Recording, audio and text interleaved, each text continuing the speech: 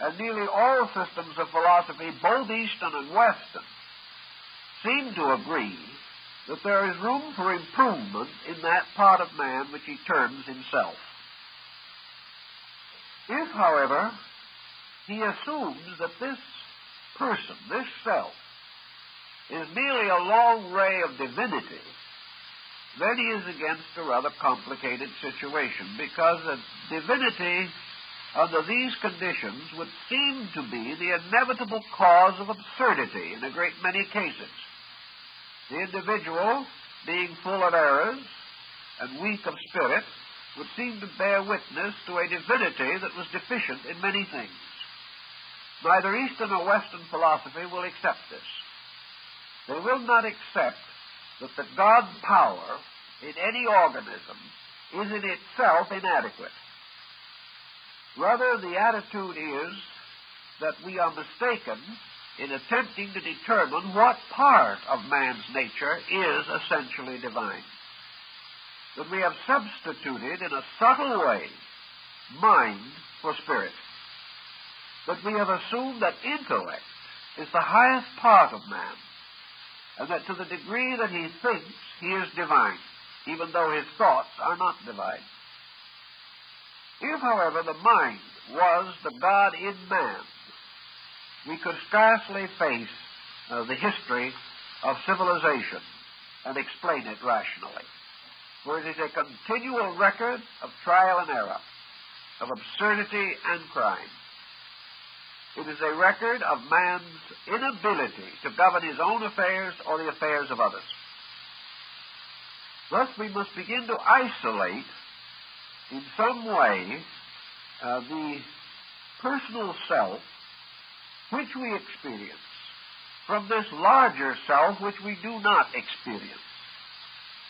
In the Gnostic system, the larger self was the over-self, Emerson's over-soul. That there was something in man that is superior to the self as we know it. And while lacking facilities for analysis, we can only assume that this is a plus kind of self. We must assume that inside of man there are also levels, and that the level of the mind is not identical with the level of consciousness itself. If this be acceptable, and there is so much evidence to sustain it that we can hardly argue the point successfully, then the nature of the self becomes a serious issue in philosophy and has been given a lot of attention in Vedanta, in Zen, in Buddhism generally, in Yoga, in Tantra, and in the mystical sects of the Near East, the early Christian mysteries, the Egyptian and Greek schools, and even among the more civilized peoples of the Western Hemisphere in ancient times. Every nation, gradually ascending the cultural ladder, has come to the point where it has had to face the source of right and wrong as social forces. And the only way in which this source could be found, apparently, was within man himself. Therefore, there has to be a fountain of right and wrong in man. Now, right and wrong do not necessarily become identical with good and evil. Right and wrong seem rather to be correctness or incorrectness of judgment. An individual does not always do wrong because he is evil. He makes mistakes because he is ignorant.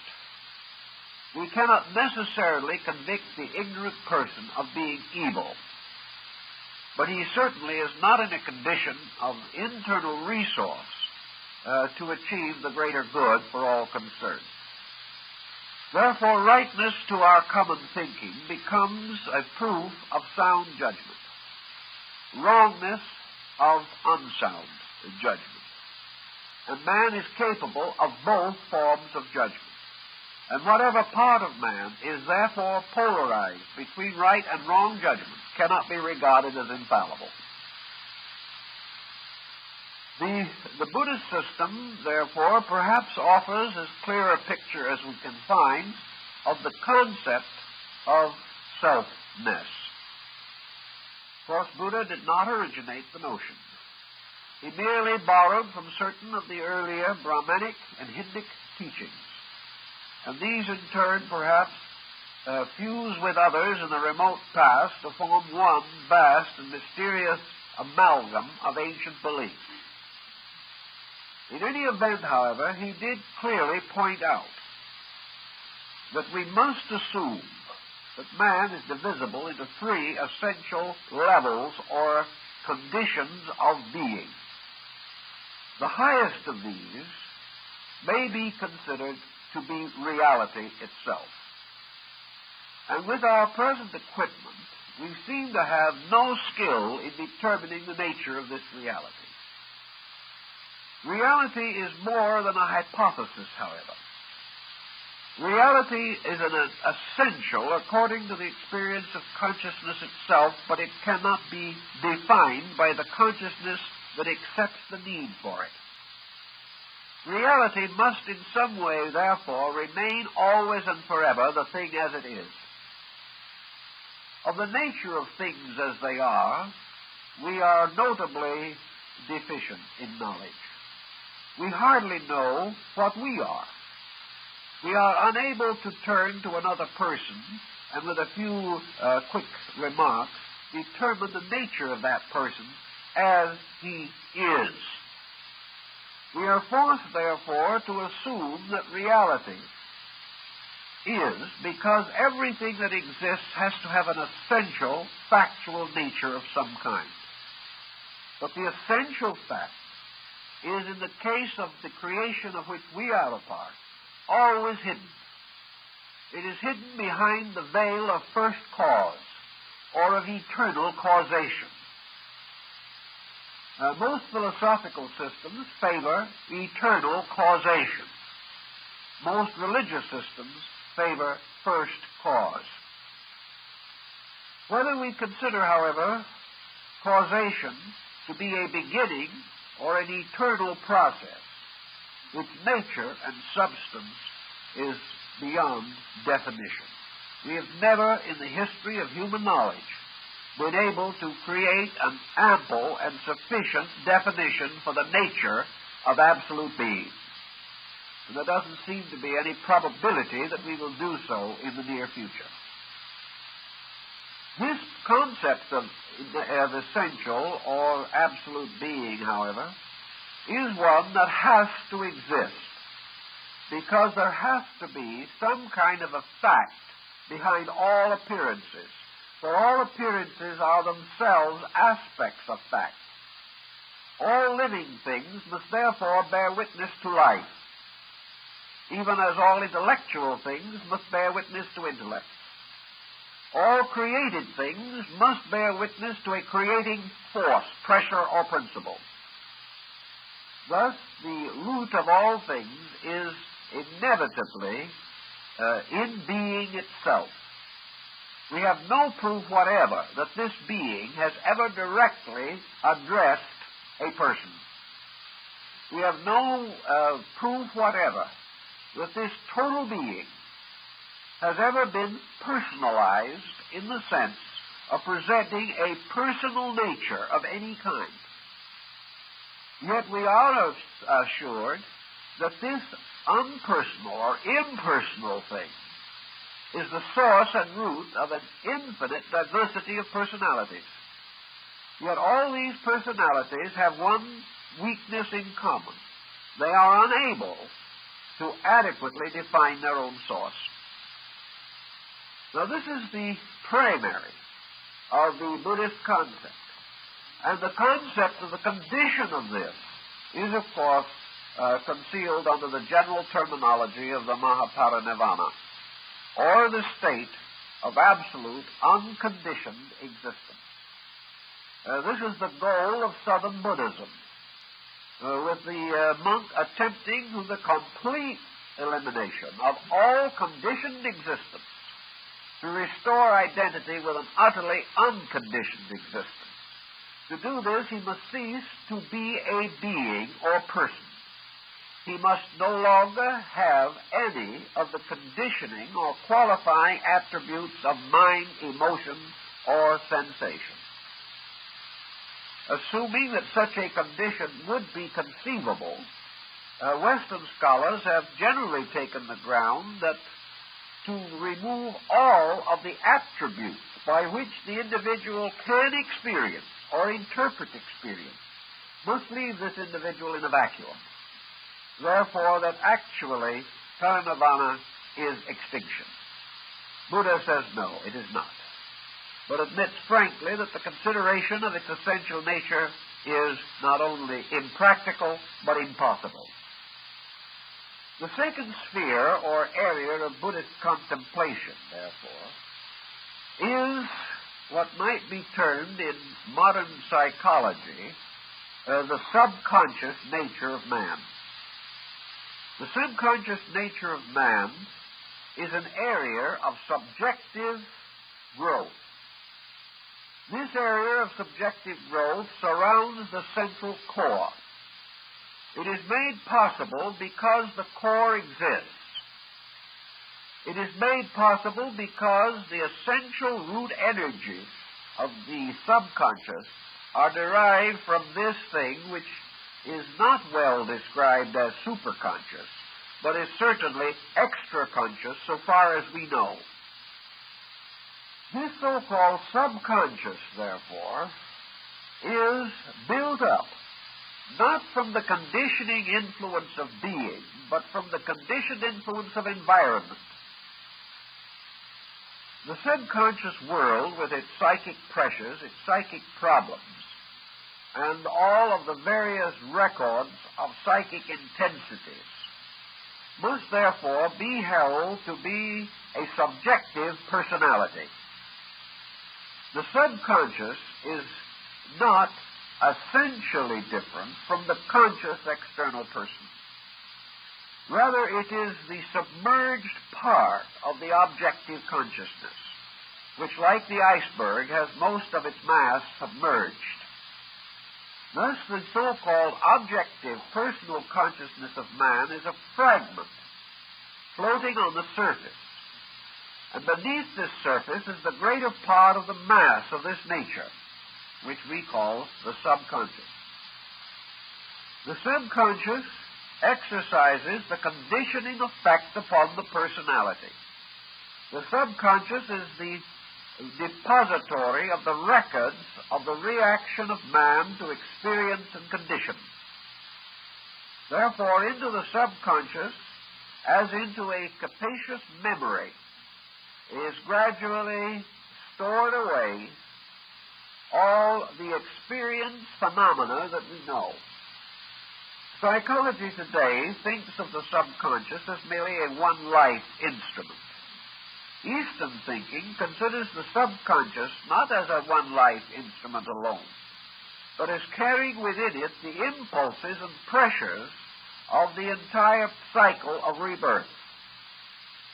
However, as the objective man is not aware of his relation to karmic indebtedness, so the subjective man may not be either. But as objective incidents are conditioned by karmic laws, so subjective reflexes and attitudes are conditioned by karmic laws. If then we are really looking for the so-called self or the ego, we are inclined to suspect that it lies in this subconscious nature. That the subconscious nature represents the manager or directional power over the objective personality. That the objective personality and the subjective personality are the hemispheres of one sphere, and that what we call experience moves back and forth between the visible and invisible hemispheres of the conscious and subconscious nature of man. Thus, perhaps, in our Eastern philosophy, we have a parallel to modern psychological thinking, that somewhere in this mystery of the subconscious lies the chemistry which produces the mystery of self. that self is this area of subconsciousness, that it represents the consequence of certain experience being continuously pressed back into a subconscious container, that this experience is in various degrees of maturity, that it is influenced constantly by the various levels by means of which man accepts or receives into himself the stimuli which produce knowledge, wisdom, understanding, growth, reflex, and reaction. Outside of this subconscious self, which is the second circle, of the like of this concentric bullseye target, is a third or objective circle. And this is the circle which really extends to the outer circumference of man's body, the skin. It is in this circle that the objective consciousness exists with its final relationship to the environmental world. This third, or so-called conscious being, is simply man living in this world, according to the experiences of this world, acting and reacting according to the immediate stimuli of this world, and passing through a wide cycle of diversified activities as a result of the region in which he exists as a physical being. This objective body contains within itself, this physical personality contains within itself a series of sensitive areas which we call sensory perceptions. The purpose of these sensory perceptions is to sense, and that is to become aware of. And these sensory perceptions may also be regarded as perceptive, namely that they do sense, that they perceive, that they are continually taking in to themselves stimuli from the exterior or from the outer world. A continuous bombardment of phenomena and of physical sensations move in through the sensory perception and finally unite as a result of the common sense or the mental coordinator. And the mental coordinator is Buddha's sixth sense. It is this sense which must put together all of the fragments of external phenomena and make something out of them. And what it makes out of them causes the individual who possesses this instrument to suddenly declare, "This I believe," or "This now becomes evident to me." Or perhaps with a little greater gusto he will say, "This is so." It is so because it is testified to by a certain coordination of sensory perceptions. Yet we know from the beginning of existence that these sensory perceptions are not infallible. We know that under normal conditions they are usually adequate. We know that if the individual does not abuse them, or if they are not injured, or in some way lose their proper sensitivities, these sensory perceptions produce a constant stream of testimony. And that these testimonies are reasonably consistent with the phenomena over which they exercise sensory power.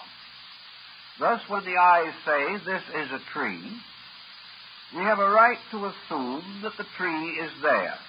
Although, of course, we must agree with Aristotle that the word tree gives us no clue as to the real nature of the thing we see. It only represents its shape and the species which we have associated with it. All the terms by means of which we make meaning out of perceptions are terms which we have applied to the various things that we receive by sensory impulse. But there is no denying that when we say there is a table, there is something that for all practical purposes resembles a table. There is no doubt that when we hear a sound, that what we hear is our own interpretation of a rate of vibration. That this rate of vibration has been recorded and is being carried into the mental coordinator within ourselves, where the nature of this vibration is more clearly differentiated, and we decide whether it is concordant or discordant. Thus, we are constantly receiving these testimonies. But the next problem that we have to face is that all operations of sensory perception depend upon the condition of the organism through which they pass. Not only must we consider the nature of the thing seen, but we must also figure the nature of the thing seeing, if the validity of the phenomena is to be determined. Now, there are certain common things about which this validity problem is comparatively unimportant. If a number of us at the same time seem to see that it is raining, it is probably raining.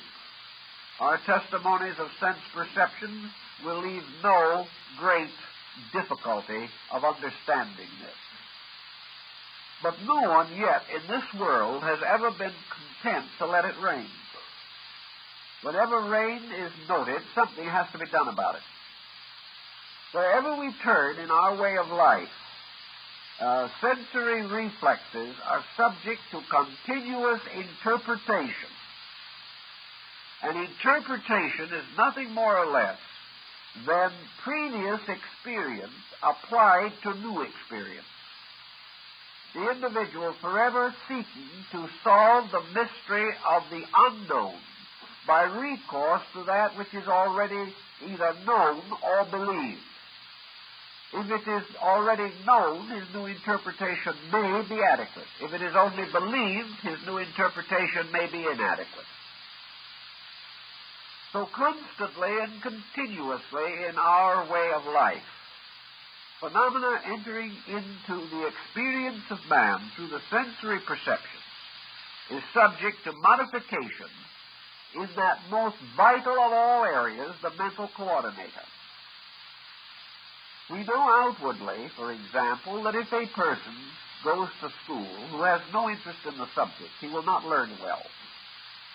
Now, one of our problems today is to try to determine what kind of education is suitable to various persons of various attainments and attitudes. It is quite obvious that what we cannot use in this world, we almost certainly abuse. What we cannot understand, we must inevitably misunderstand. We are so constituted that this is the way life operates.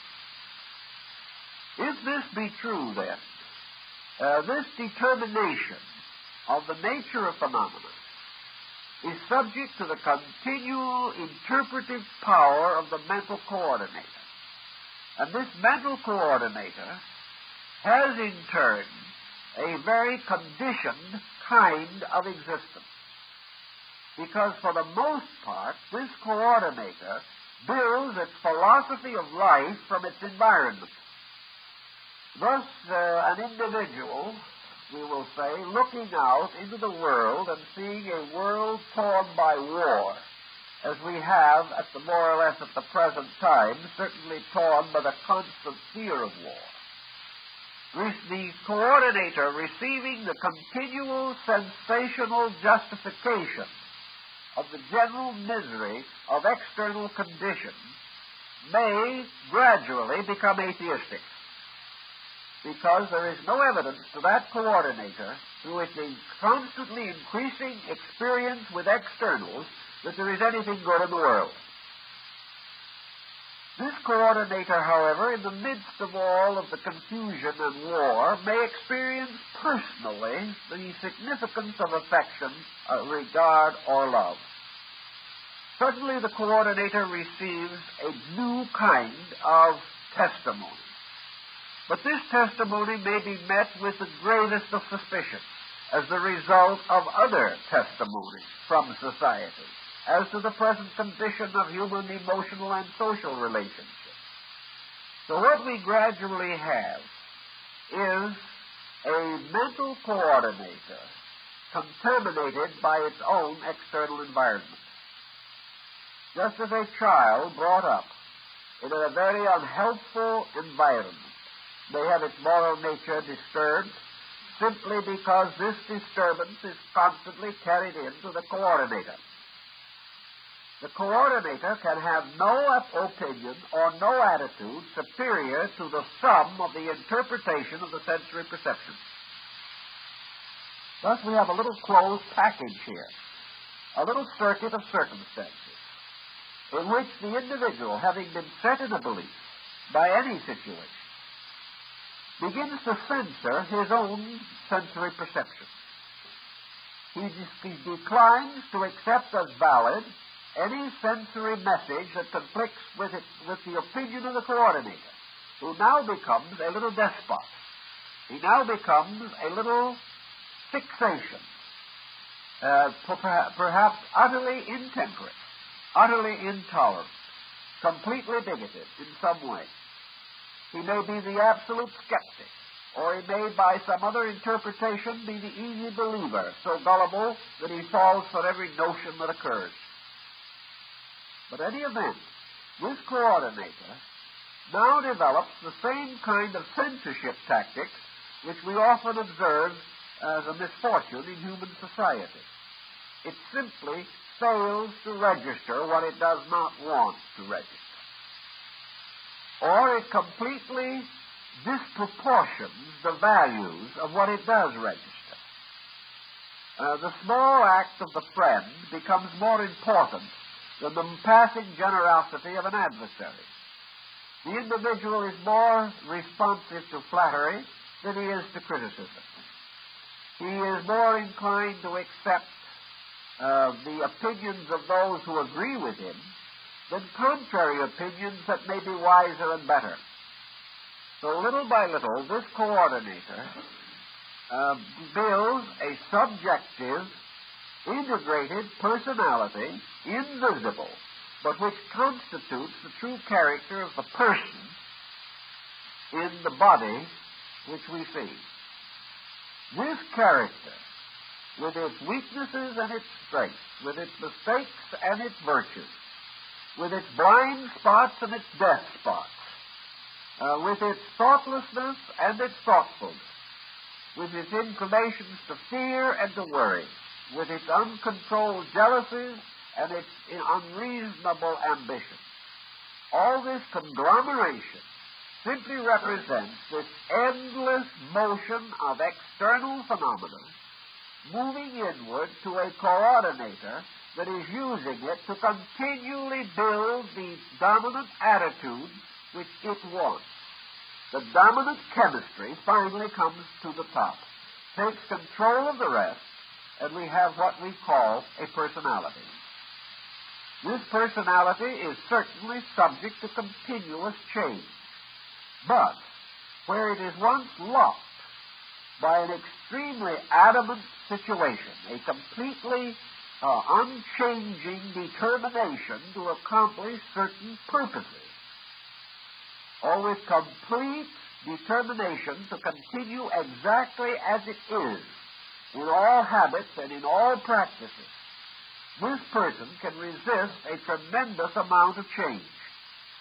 This individual can be taught without learning, can see numerous examples of the mistakes that it makes without changing, and can cheerfully and willingly maintain a bad disposition, fully knowing that it is bad, but because that is the disposition it desires to have. Somewhere in this mystery, muddle, and mix-up, slowly emerges the vision of this thing we call the self that senses. This self, which is the summary of the sensory processes, is the self which most of us know. We do not know why it acts as it does. We do not know why it gets us into trouble morning, noon, and night.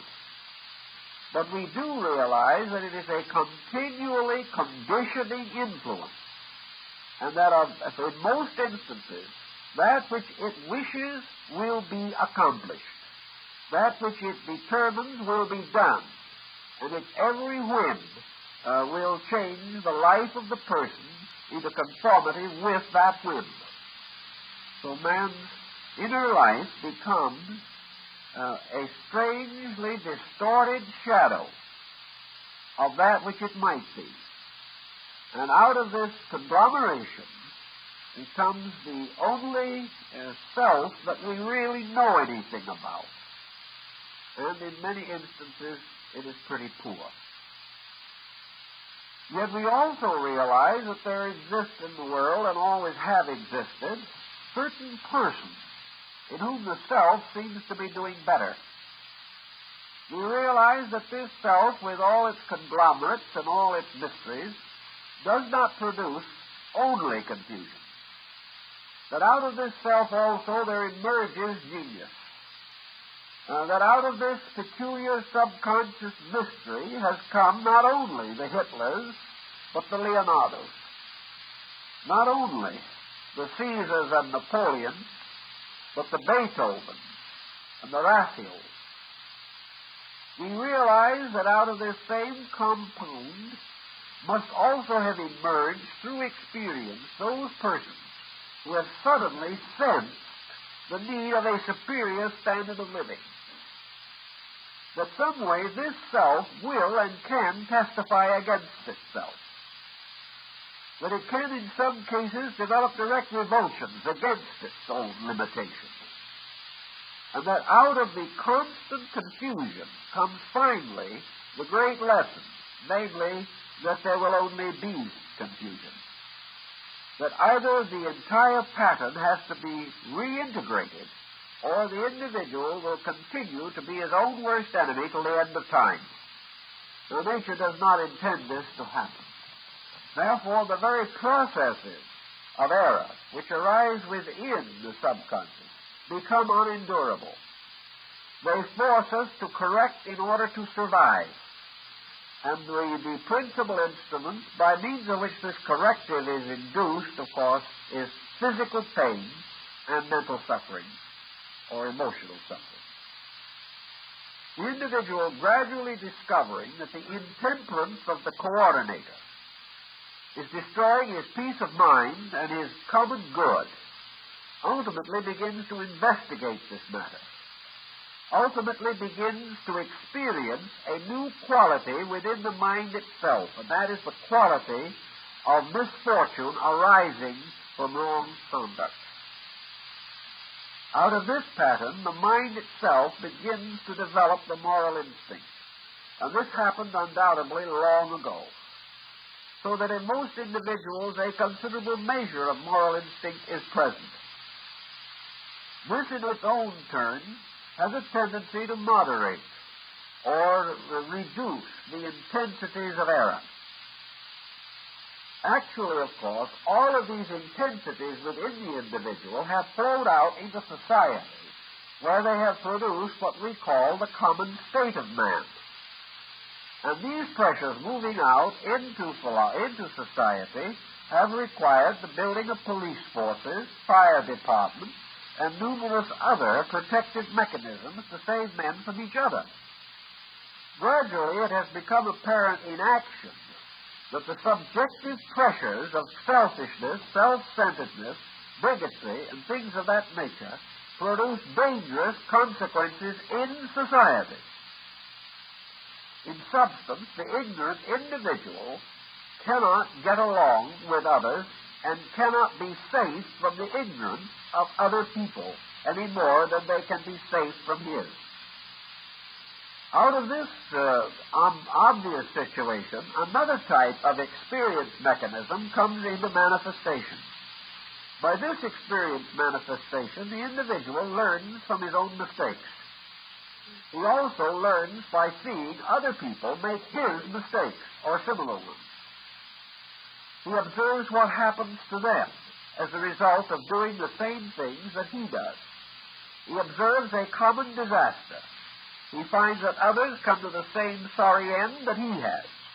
And from this comes the gradual building of the experience of a pattern of utilities, a pattern of things which must be done or must not be done if the general security of the group is to be preserved. As the general security of the group is essential to the comfort of the individual in an organized society, he must gradually take greater and greater cognizance of the group. He must gradually assume his part of the social responsibility for the group. He must cooperate with others. He must contribute to the common productiveness of his kind, or else the general situation deteriorates so rapidly that he himself is imperiled. This is another cycle of information moving in upon the person. So as man lives in a world in which just about anything imaginable can move in upon him, and some things he can't imagine, just as he can not only be moved in upon by realities, but by his own interpretations of realities, he is not only living in space, but he can populate this space with the extensions of his own imagination. And this population can also move in upon him. He is the victim of his own imaginings just as much as he is the victim of factual conditions. And his own imaginings differ from fact to the degree that his own common sense is distorted. Little by little, then, he finds a very interesting and intriguing situation. He is caught in a kind of a vice between an upper and lower millstone. He is unable to completely extricate himself from this constant process of interchange by which new phenomena is continually moving in upon the sensory coordinator. And the coordinator, in turn, is moving out certain impulses, certain instincts, appetites, and attitudes which set up new reactions outside, and these reactions, in turn, move in. It's out, in, out, constantly. This gets to be what might be termed a psychological rat race. Things get more complicated all the time. The individual is like the character in Alice in Wonderland who runs and runs and runs and has to in order to stay where they are. They never seem to be getting very far. And this coordinator changes so slowly and becomes so continuously burdened with external phenomena that it is very difficult to know just exactly what the facts are at any given time. We know, for example, what must have happened to the mental coordinators of millions of German people during World War II, when their entire common sense was completely befuddled by one man, Adolf Hitler. This man's appeal to a certain level of frustration was so great that probably one of the best educated groups in the world lost its mind and its common sense. This can happen and can result in a most hideous condition. All these pressures, however, move in from the outside, and nature has set up the coordinator in the mind to make sure that false pressures do not take over. However, this coordinator is toxic because of the vast amount of false pressure that has already accumulated. It is also without the final means of solution. It is bombarded too continuously, and the individual is doing very little to actually equip this coordinator for its job. Actually, the mind could stand quite a bit of training. But the kind of training it needs, it does not get. So the coordinator has nothing done to help it to grow. It has to work only through trial, error, and suffering. So the time comes when we so-called educate the mind. We send the individual to school for over 20 years on the ground that when we do so, we are now going to have an individual who knows how to think. He graduates, but he does not know how to think. He has been taught perhaps to make a living. He has actually been trained out of a large part of his common sense. He has been taught things which have valid meaning only in the small economic and industrial structure which he calls modern society. Anything that might help him, save him, clear him, bring him into organization and integration is probably missing from his education. So the coordinator has no help. It can only continue to take in this tremendous amount of phenomena and try in some way to put it into reasonable order. Most of the reactions of the sensory perceptions have become toxic. The integration is no longer good, and this coordinator, therefore, becomes little better than a bookkeeping system for passing opinions, notions, and pressures. Having achieved so little with its own nature, it then becomes the basis of this thing which we call the self. The self which is merely a symbol of what probably we will have to do next, of the only thought we could have at that particular moment, because it is the only thought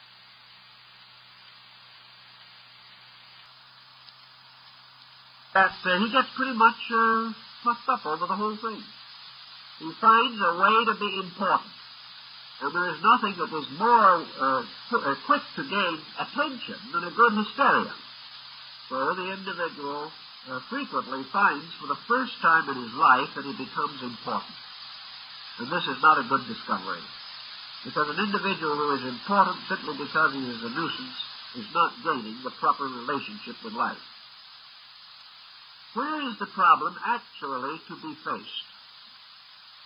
Is it possible for us to so polish and cleanse this internal coordinator that it becomes pristine, pure, and incapable of further error? Can we fumigate it? Can we do something with it to get rid of the unfortunate situation that exists there? I doubt it very much if this is the approach, and I believe this is the difference between Buddhistic psychology and Western psychology.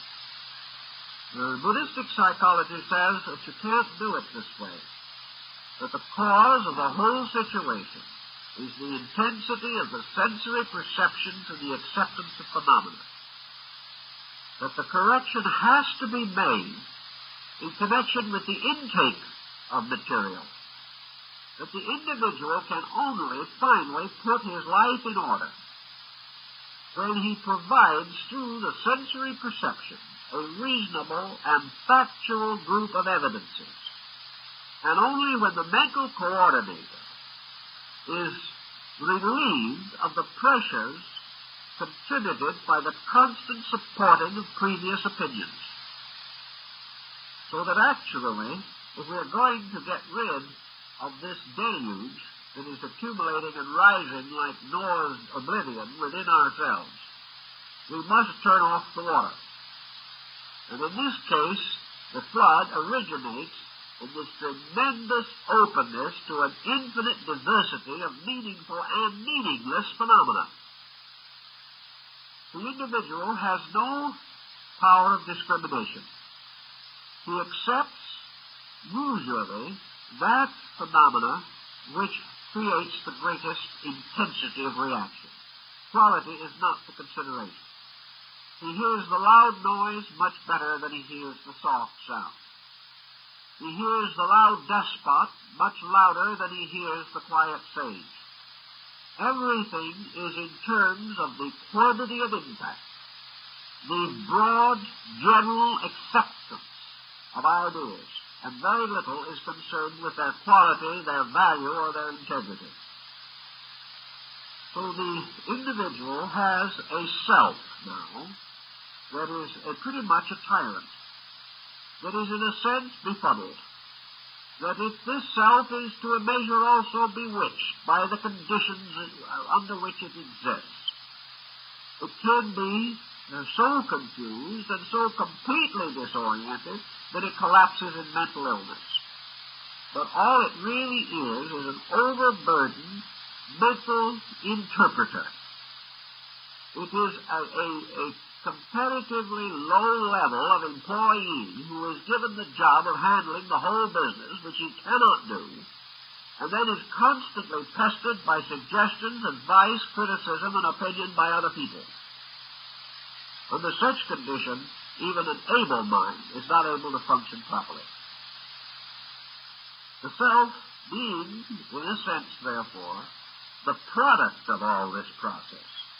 The Eastern philosopher prefers to think of this sensory self as the victim of sensory pressure, brought into existence by the infinite and infinitely complicated chemistry of sensory testimony, mental interpretation, conduct moved by this interpretation, which sets up new situations in society, which again are picked up by the sensory perceptions, taken back and reinterpreted. Around this cycle, again and again and again, which is almost like the mysterious wheel of the law, which goes around and around while individuals cling desperately to the spokes of their own opinions. Break through this sensory self-process, then, the first step, according to Eastern philosophy, is to realize that it isn't very important. That what we think about things, not very important.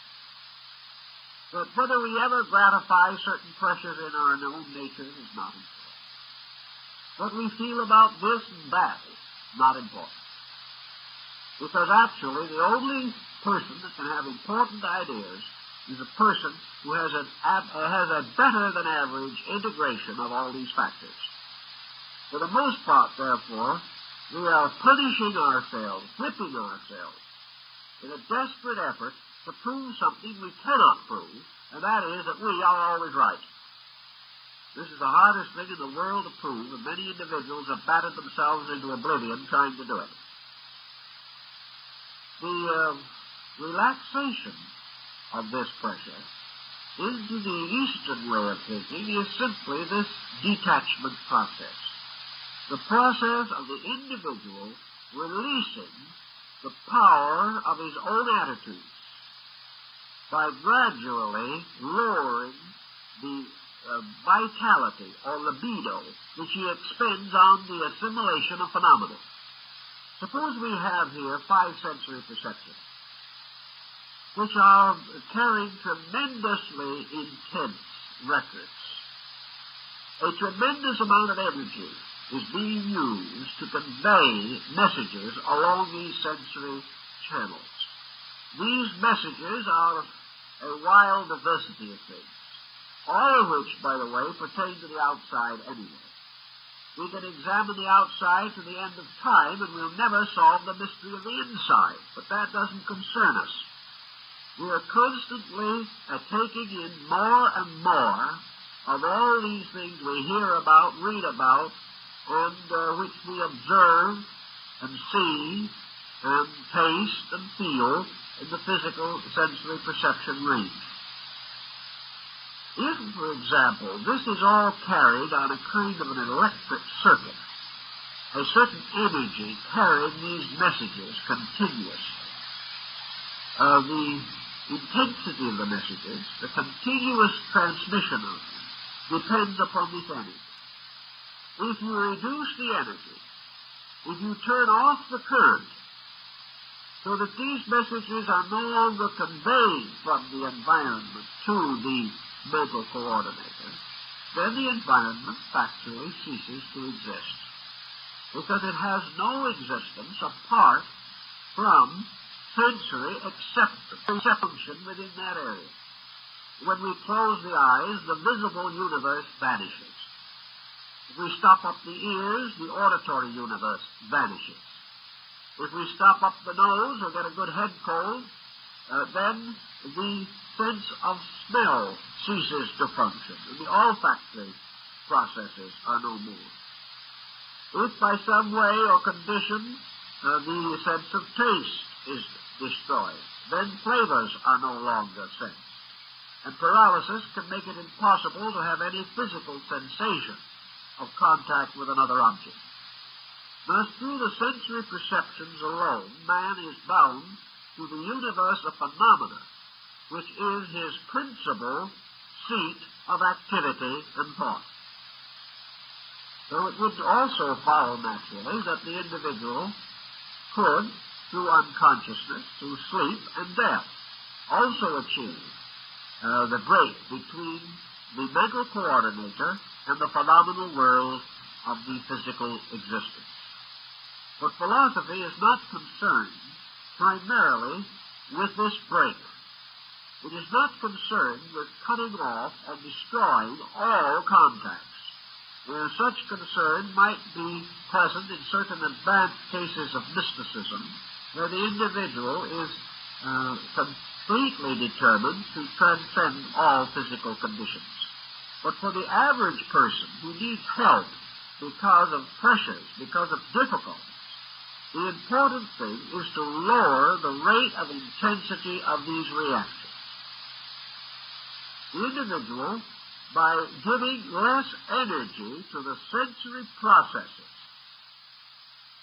will reduce the amount of phenomena which they carry to the mental coordinator. This permits the mental coordinator to slow down. It also permits the entire process to be subject to another faculty of the coordinator, which is usually not applied at all, and that is thoughtfulness. Thoughtfulness requires a certain interval, a certain leisure, a certain power to contemplate events or conditions or facts with a kind of leisure. If these facts tumble in too great a confusion, too rapidly and too intensely, thoughtfulness is not only difficult, but usually impossible. So the problem comes of slowing this entire machinery down until it becomes controllable and directable. It is necessary to slow the traffic on this psychic freeway before everyone trying to drive the freeway is killed. And these freeways or channels of communication between phenomena and the phenomenal interpreting center in man must be clarified, simplified, made orderly and direct. And the person who wishes to have greater clarity in any area must simplify. Clarity is not the result of constant struggle. Clarity is the result of releasing the consciousness from the most dominant of those pressures which deny or make clarity impossible. To do this, in the Eastern philosophy, the individual is taught certain meditative disciplines, the tendency of them being to bring internal reaction, not to paralyze the sensory perception, but to direct it, to condition it, so that its testimonies will be more comfortable, more pleasant, and more meaningful. That gradually these sensory perceptions are trained away from recording that which is worthless, recording that which is essentially untrue. Also, having reduced pressure, the mental coordinator can achieve that which is its peculiar symbol in the level of mentality, and that is righteous thinking, a state of righteousness, or of being right. This rightness is the basis of true virtue. And therefore righteousness is rightness in the estimation of value, about which we hear a little, but do not see or experience too much in daily life. As this process of sensory reaction is slowed down, we then learn another lesson. We learn that the affairs of the outer life do not plunge through the subconscious into this mysterious, intangible core that we have mentioned in the beginning. In other words, the subconscious is not an open road into the eternal being behind man. This eternal being is non-operative as far as objectivity is concerned, so that the cycle of awareness does not penetrate beyond this mental coordinator, which is therefore properly to be described as the ego, or the sattva, or the self. The substance of all this conglomerate process together is the activity which we consider very often even spiritual, but which really is spiritual only in the peculiar definition of being vital, that it has vitality in it. It is not spiritual in the sense of having any virtue in it, any particular, real, or essential meaning. It is animate, but not truly living, because it is a series of intensities which are constantly pushing each other and themselves, moved on by the mysterious power of the human will. The sensory gamut, or the sensory perception, might well be likened, therefore, to gates leading in to the subconscious. They are also the same gates which, in another way, have to be used to reduce the internal pressure. Like the sacred bridge, traffic moves both ways. And on this problem, there should be this constant release or relief of that which is accumulated inside as pressure. Now, pressure can be released if it is constructive. Pressure, if it is no more constructive than steam, can drive a steam engine. But the average person, psychologically speaking, discovers that almost any release of pressure results in detriment. He finds that his pressures are sickly. He finds that when he permits them to break through, they damage him. They damage his outer life. But this can only mean that they are already damaging his inner life. So the release of these pressures through the outer life as a primary means of clarification is merely to throw confusion from the subjective to the objective. Now, we may say this helps. It might help if the process could be caused to terminate there. If we could accept this subconscious pressure into the consciousness, rationalize it, organize it, survive it, and finally cast it away as our necessary refuge. If we could free the body of it, as we might free the body of toxins by catharsis, we might be all right. But the unfortunate problem is that as we are working with this load, a new load is developing. The very processes of eliminating set up situations which create a new load. The individual trying to extrovert some frustration breaks the law and goes to jail. A new group of pressures set in, moving back into a psychic integration with all the discontent and unadjustment of what he may well consider to be an unjust sentence. Everything continues to build up pressure.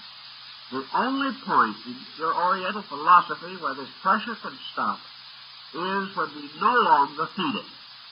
We must get at its fuel source. We must get at the cause of the pressure itself. And the cause of the pressure is the continuous acceptance into an organism of certain dangerous stimuli from the outside. This, then, is the beginning of your concept of mysticism, both in the East and in the West. We have in Christian mysticism the great sense of asceticism, which has been as strong in the West as it has been in Asia. We have the individual who renounces the world, who enters holy orders, who gives up all worldliness, who goes away into the mountains to become a hermit, who renounces most of the pleasures and wealth and advantages of life. He turns from fortune to the black robe and goes alone into the wilderness, perhaps, or to become a servant of those in need or suffering. Humility, self-abnegation, the individual gradually bringing his own nature into harmony with a contrition of spirit in which he accepts himself suddenly as being a very humble person, as being someone who must seek spiritual strength, who must turn to God and not his own opinion or security, and who can only find truth by the continual, systematic renunciation of error. So we have it as the same principle in both the East and West. We have the individual sensing that the tremendous attachments of his consciousness to worldliness are the cause of his difficulty. Now, in the West, we also live in another century. We live in a time when nearly all asceticism is reserved for very small groups of persons who have tremendous determination to advance some form of religious life. For the rest, asceticism does not seem to be very practical. It does not seem that we can survive, maintain the responsibilities with which we are duly burdened, and at the same time try to escape life, to escape living, or at least that phase of living which we associate with material existence. So almost all of these systems, whether of the East or West, have to be adapted. They have to be made available to the Western person in a form that you can take some advantage of without completely disorienting his way of life. Now, there is no actual answer to this that is complete. For obviously, a partial attachment is going to reduce the pressure but not eliminate it entirely. The individual who makes a 10% adjustment will get a 10% result. There's no way in which a person can remain partly worldly and partly unworldly and have a completely unworldly release from worldliness. This is simply not possible. But fortunately, to the thinking of modern man, we are not at the moment outright perfectionists. We are not demanding absolute happiness. We are not demanding absolute peace or absolute freedom from worldliness. What we are really seeking, at first at least in our procedure, is to bring the situation into a tolerable state. We want to have a measure of security. We want to have a certain sense of integration. We want to be able to make important decisions more wisely than we make them now. We want to be as good as we can be. But we are not at all certain at the moment that we could be absolutely good, even if the opportunity offered itself. There are too many complications lying between. So instead of saying to the individual, leave the world, cause the end entirely of this fueling of the machine of the six senses. Provide it no gasoline, provide it no oil, provide it no compressed air, provide it nothing, so that the machine simply ceases to function. If it ceases to function, the mental coordinator ceases to function. And in the end, you have the paranirvana, or the complete extinction of the objective being. But instead of saying that, we take a different attitude. We say that it is perfectly conceivable that between a miserable state of subjective existence, such as we know now, and the ultimate in which we have no existence, there is the possibility of a middle ground. And that middle ground is to have a comfortable, pleasant, happy, and well-adjusted subconscious. It can still exist, but it doesn't need to be the endless botheration that it is to most folks. We might not say, I'm ready to dispose of both my outer and my inner life.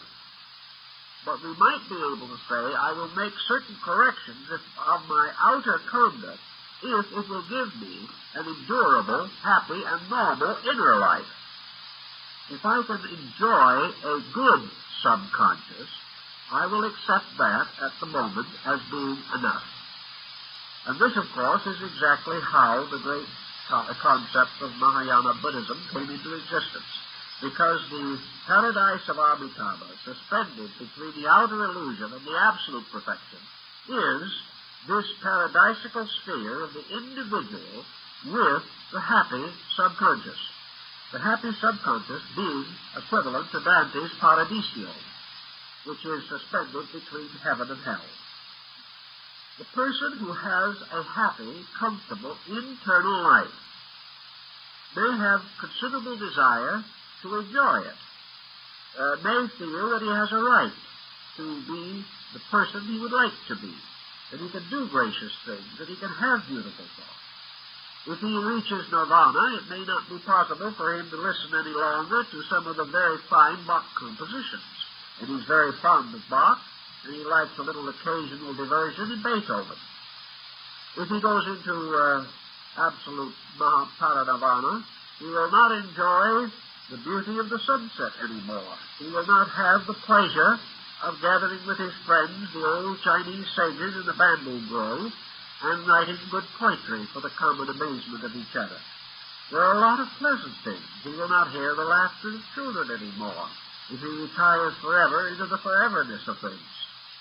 So that is not, particularly with Western man, and increasingly so with Eastern man, as he begins to take on more and more Western conditions, and where the idea of comfort and success becomes strong status symbols. The point is no longer to the average person the complete rejection of the sensory machine and its functions. What is rather now sought is to feed this machine a kind of fuel which will enable it to pass through its processes in a quiet, orderly manner without tormenting the mental coordinator, and will allow this coordinator in turn to put together the lovely and charming elements of a beautiful mosaic so that the final picture is delightful, constructive, useful, and inspiring. This is what the average person, I think in both the East and West, would want for today.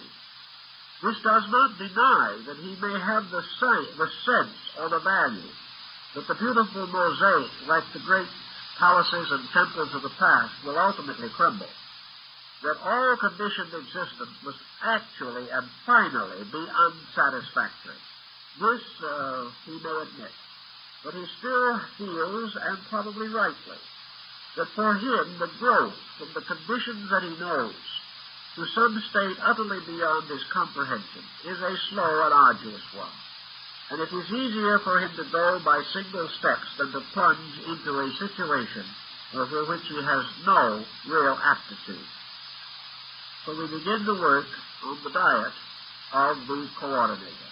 We do not start essentially by fumigating the subconscious. We start by conditioning what we will permit to go into it.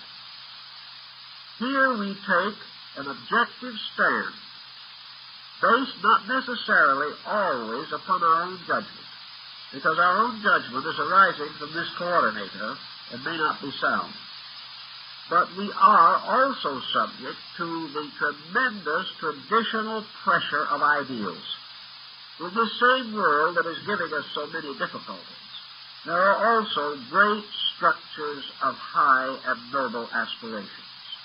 Just as surely as we are confronted agelessly with the selfishness of man, so we are also confronted through time with the lofty unselfishness of man. We begin to see and realize what constitute the great lives, what constitute the real, essential, illumined purposes of dedicated human beings. And we are able, gradually, through the sensory perception, becoming responsive to these things, to develop a certain attitude of determination, by which we begin to censor this process. Now, how we censor it is not the subject of this evening's talk, but we will come to that also. The principal purpose of the moment is that it is censored. And by degrees, we censor what goes in. And that which goes in must become the basis of that which is inside. It must be the food of the subconscious structure. So we try, little by little, to visualize, to experience, to become continuously aware of those qualities around us which we would like to have on the inside. And this brings us to the next step, of course, which in the Eastern philosophy is the use of the mandala. In the Western philosophy of psychology, the mandala is usually the drawing of an aberrated person, by means of which we attempt to estimate the nature of the aberration.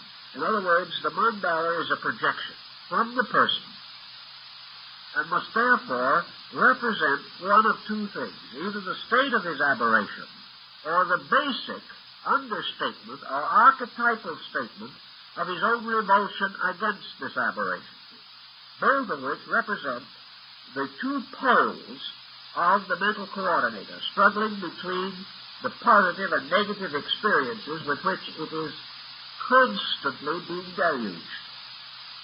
Thus, the theory of it is, in the West, that the mandala is a revelation by means of which the individual is releasing diagnostically, autodiagnostically, the situation in which he is in. That this, therefore, is much the spirit of Western art. Much Western art in the last 25 years is frankly psychotic. There is no other possible explanation, and this is not said in the sense of a facetious remark. These people are sick. They are sick as we are all sick. The only thing is some of us can't draw. Therefore, we cannot make pictures of this sickness. Some of us simply howl in the night, that's all.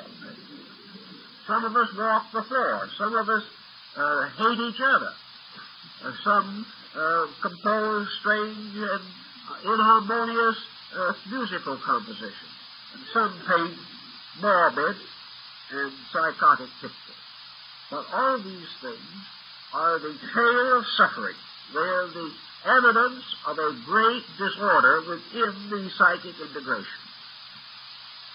So it's one thing to assume that this release is of value. I've always questioned it. I think these mandalas and these psychic drawings should be made at a certain stage. They do help in some conditions, particularly in advanced psychiatry, where it is actually necessary to get every fragment of available information concerning the aberration of the patient. But that these things should be hung in galleries for the edification of people, or that they should be placed over the mantel in someone's home, is like placing there a particularly choice fragment of dissection, or something of that nature, and considering it artistic. The real problem is these are clinical things. And as clinical things, they're valuable. As art, they are not valuable. If, however, we use the Eastern concept, it is not a problem of the individual drawing his aberration in two dimensions. The problem is that the individual should be confronted with a design or a pattern that, moving in upon his subjective, will do something to normalize it. The therapy lies, therefore, in the authenticity of the painting which is being contemplated. If this painting was contrived or conceived under inspiration by an individual in a very advanced state of mystical insight, if it was achieved through the internal experiencing of certain values which transcend both the subconscious and the conscious minds, this painting then becomes archetypal in a constructive sense. It is no longer the painting of a sickness. Even if the artist was not completely illumined, it is certainly the picture of an aspiration. It is the picture of a motion toward betterness. It is a picture of appreciation, of realization, of tremendous veneration for principles perceived and sensed. It is a story of universal unfoldment captured in a truly consecrated human soul. This type of picture, which is the Eastern mandala theme, has been very carefully guarded in most of the Oriental sects where such paintings are produced. There are seldom any variations of any kind permitted from the original designs. These pictures have been copied 500 times, and not the slightest individuality can be detected. The later artists were avowedly and obviously copyists. They could not have devised the original design, but they preserved it. They preserved it for the benefit of those who came after, who would find in these designs a meditation, a conditioning phenomenon, which could go into the consciousness and begin the process of therapy on the inside. Here is the mandala as environmental material, transmitted by the sensory perception to the coordinator. But now these perceptions are carrying a valid testimony of value. The coordinator receiving this valid testimony is naturally going to react to it validly. At first, perhaps, with not much insight. At first, perhaps, with prejudice.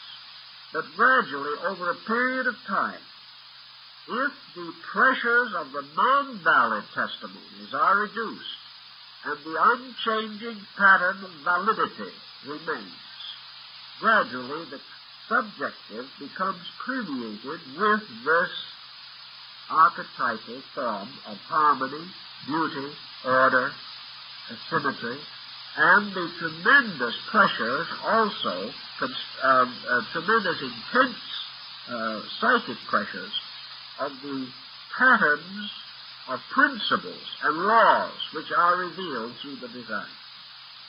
The design is lawful. It's like baby's signatura rerum, the seal of reality that is stamped upon the human heart. This seal of reality comes into the same sensory perception. But instead of leading to the pandemonium that we know now, the mandala ultimately causes the arising within the subconscious of the great mandala concept of the paradise of Amitabha. Here then, order inside begins to take over. This order taking over, it gradually creates its own constructive influences. These influences censor just as the wrong ones did, the coordinator in estimating the reaction to sensory perception. And little by little, the individual begins to see and experience the validity of good. He begins to see the law operating around him, whereas previously he saw only disorder. Little by little, he is able to discriminate between various levels of sensory function. And he becomes more and more aware of the eternal presence of that which is essentially true.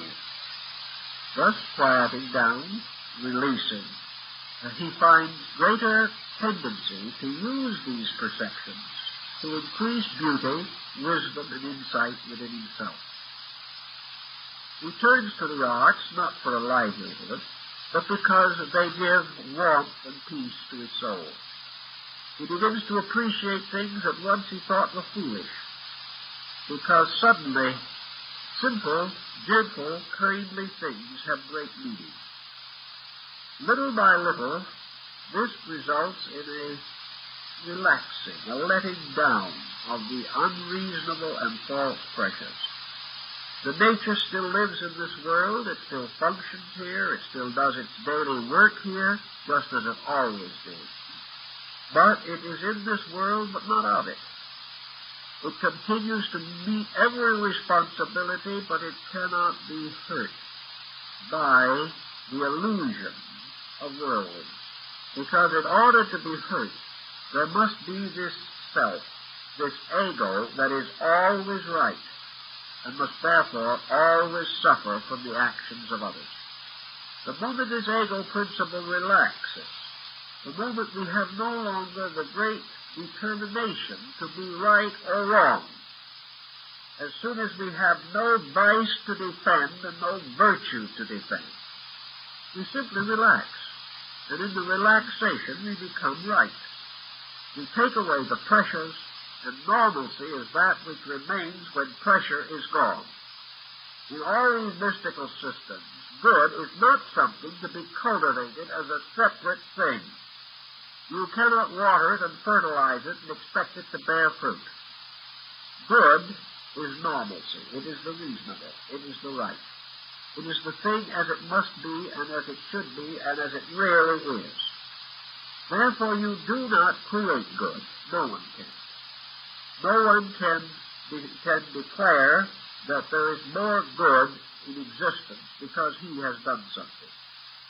Good is that which is ever there, but is obscured by that which is not good. If, therefore, the individual ceases to do that which is not good, he is good. And in ceasing to do that which is not good, he does not become negative. He is not inactive. He simply must realize that good is not the opposite of evil. That good is that which eternally exists and which is obscured by pressure. As we relax pressure, as we cease to be ourselves, we are good. And in the larger mystical sense of the thing, when we totally cease to be ourselves, we are God. The difference lies in this matter of estimating how we shall attain the end. We become God-like by attaining that state in which we are no longer like that which is not God, or is not good in its final sense.